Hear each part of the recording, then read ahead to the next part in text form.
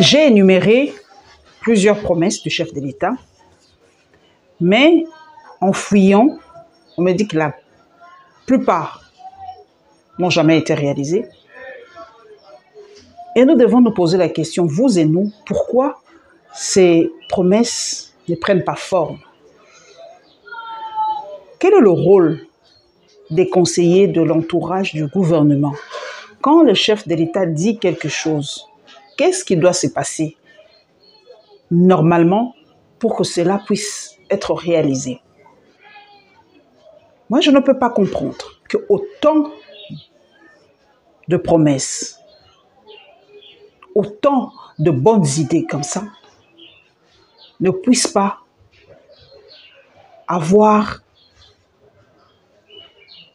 une concrétisation. Je ne comprends pas. Vous et nous, nous devons réfléchir qui est responsable de tout ça.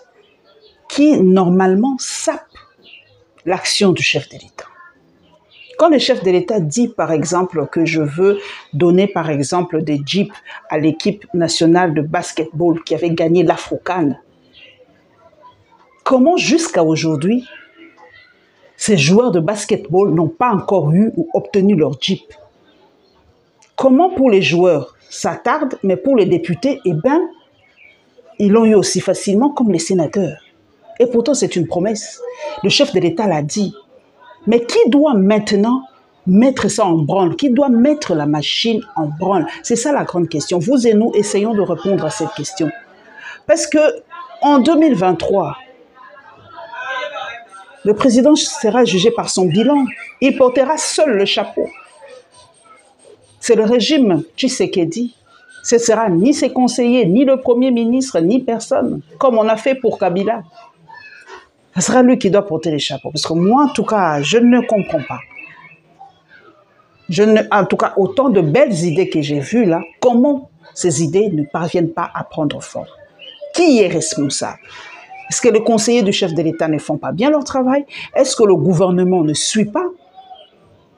Est-ce qu'il faut une cellule pour mettre en branle les promesses du chef de l'État? Je ne le sais pas. Mais ça donne pas bien que toutes ces belles idées restent comme ça abstraites, sans concrétisation. C'est pas bon ça. Vous et nous, essayez vraiment de m'aider à savoir qui doivent mettre en branle la machine pour que les promesses du chef de l'État puissent se concrétiser. C'est ça la grande question que je vous pose. À vous les spécialistes de m'aider un peu. Merci.